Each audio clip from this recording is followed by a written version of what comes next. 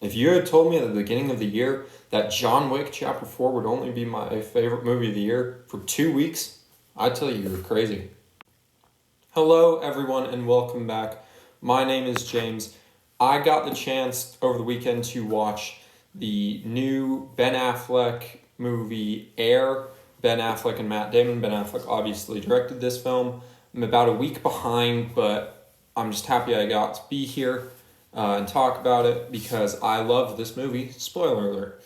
So the story of Air and how the story goes is it's a true story about essentially the making of the Air Jordan and the creation of how Nike at the time was this underdog and they were able to rise up through the ranks and create the Air Jordan, the highest selling shoe of all time. So when I saw the trailer for Air, I was really excited. It was a movie that I'd heard a little bit about it at the beginning of the year, but I hadn't really heard much about the plot or anything.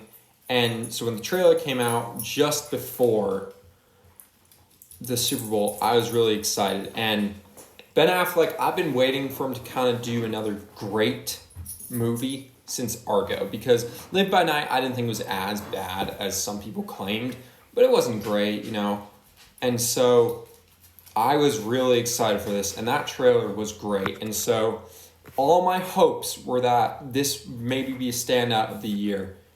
And I'm happy to tell you that this is maybe outside of John Wick Chapter 4, the most entertaining movie of the year. Starting off with the positives of Air, I think that this story, the best thing it does about it is kind of subverting your expectations. I'm obviously young.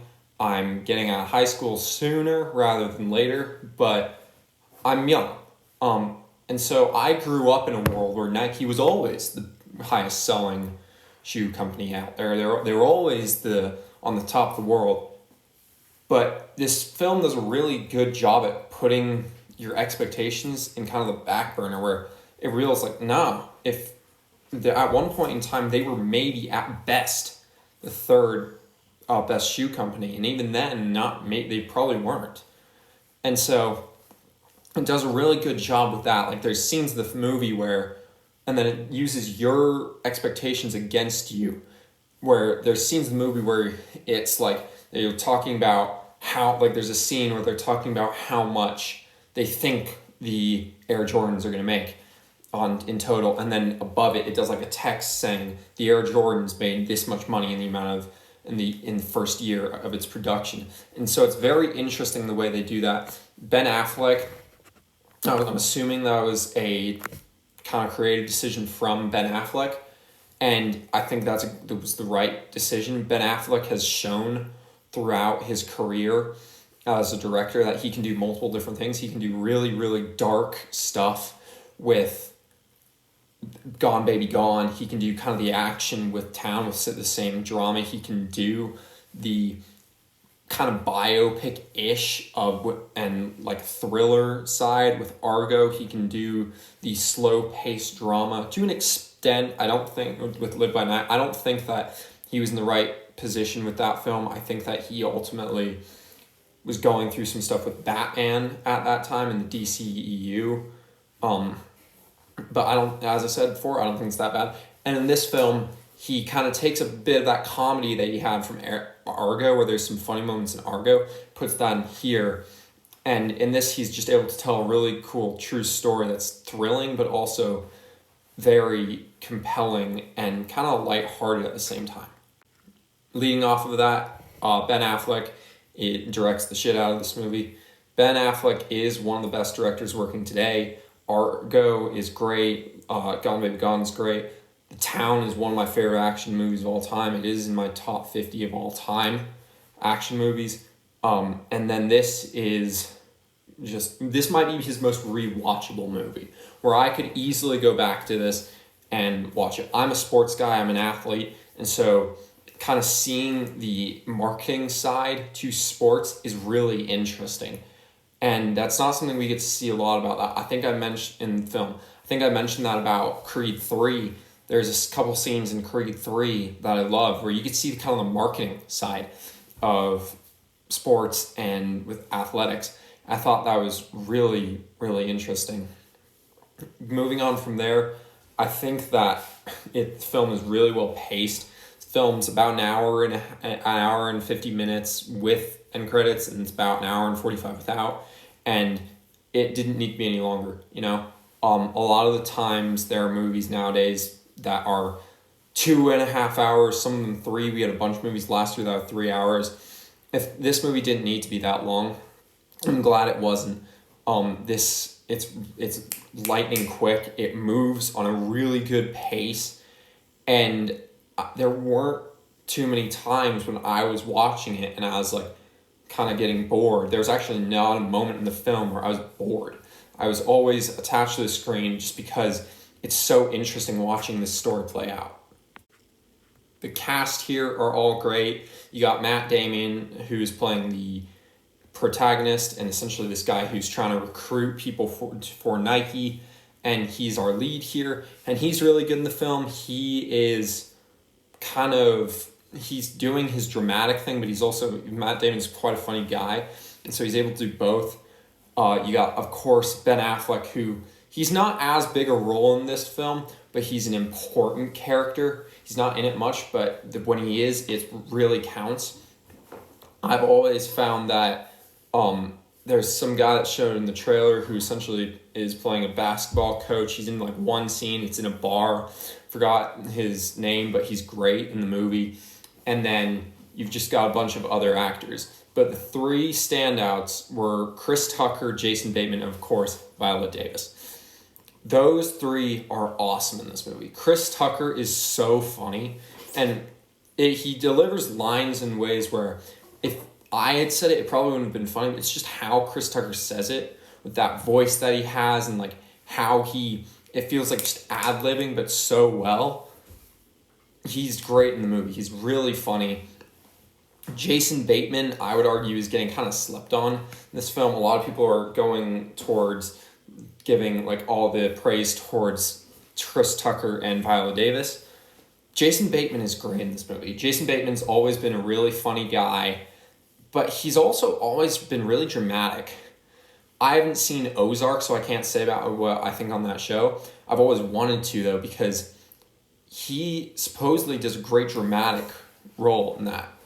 Supposedly he's really good at being dramatic in that. And I've always wanted to see him do more dramatic stuff. Another one of my favorite dramatic things that he's been in is The Gift, which if you haven't watched, you should go watch. He's great in this movie. And there's scenes where he transitions from comedy to actual serious stuff, talking about how much Nike actually means to him, and without it, he feels like he's nothing. And that's a really great scene. And of course, the one that everyone's talking about is Viola Davis. Viola Davis, I would argue, is a top 10 actor working today, maybe top 5. Of course, you got Meryl Streep in there, so she's incredible in this movie. I mean, she is just, and this is one of her better performances. It's not as flashy as someone like Waller from the Suicide Squad, but it's much deeper. It's much quieter. She's kind of I'd argue, the co-lead behind Matt Damon. Like, you have Matt Damon as the lead, and then you have Viola Davis right under him. And she's great. I would argue if this film was released later in the year, she might get a Best Supporting Actress nomination. We'll see. Maybe she still will. This movie, I think she does a really good job with kind of being the figurehead of the Michael Jordan family, where she was the person who was kind of driving Michael Jordan forward to go out and take this interview, not necessarily interview, but meeting with Nike. And that is just compelling to me about how, like, people say, like, no one else has, like, a strong love than the mother. And I think this film just, like, she puts that in the forefront, where it proves that she loves her kid more than anyone, and she knows that he will become maybe the greatest basketball player of all time. Obviously now we don't know because of LeBron James, Kobe Bryant. Many people would argue both those guys, but you'd find but at the time it was without a doubt. It was Michael Jordan. And what's weird is at the time, he was an underdog. Everyone in this movie is an underdog. Michael Jordan was an underdog. Nike is an underdog.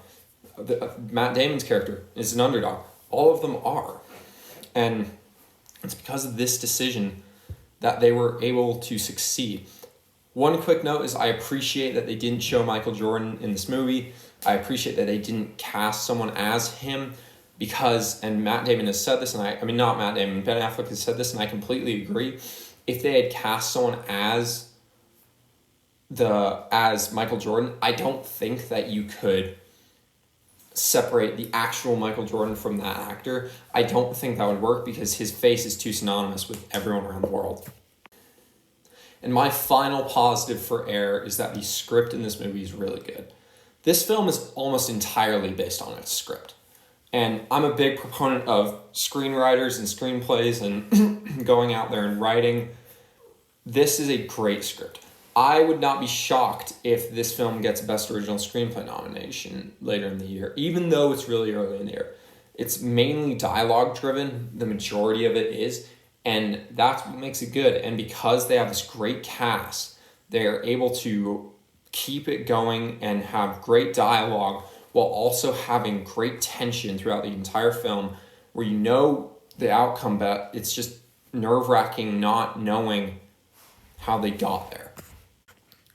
The one mixed aspect that I do have for this movie is if you're not a fan of sports, you may not watch this very often. I don't know if I would recommend this to everyone. I don't think that there's anyone that I'd know that wouldn't at least enjoy it. Like, I would watch this with anyone. It's got some language, but like I'd watch it with kids, I'd watch it with my grandparents, I'd watch it with my family, I'd watch it with my friends, I'd watch it with a girlfriend. Like, I would, because this film is really, it's kind of for everyone, it can work for everyone. But I can acknowledge it's not the most exciting story that you'd expect. It's not a sports movie like Rocky or Warrior or like Remember the Titans or all those other movies. It's more of a marketing movie. So go into that with those expectations, and I think you'll walk out really happy. So overall, guys, I loved this movie. I'd probably have to think about it a bit more, but this is probably my favorite movie of the year so far, and I'm shocked to say that because I loved John Wick Chapter 4 a couple weeks ago. I think that this has best script of the year, has some of the best dialogue, and I would not be shocked if by the end of the year, when the Academy Award nominations come out and Air comes up in Best Picture, I wouldn't be shocked. And I also think I'm putting in my bet right now, Air will be nominated for Best Picture and Best Original Screenplay and maybe Best Supporting Actress for Viola Davis. I think that this movie's fantastic, and you should absolutely go check it out. So if you like sports movies or Ben Affleck's directing style, or you're just anyone, go watch Air. It doesn't technically need to be seen in the theater because there's almost nothing in the film that just stands out as you need to see that in the theater, but I would because it's just a lot of fun. But if you don't, go out and buy it, please. This is a must-own and one of the best sports movies I've seen probably since Creed in 2015. So absolutely go out and buy it. What did you guys think of Air? I know I'm really late to this. I tried to get this uploaded last week when I saw it. It just didn't happen. I ran out of time. But I'm just happy I get to talk about it. What did you think? Please let me know down below in the comments. And I'll see you guys next time. Goodbye.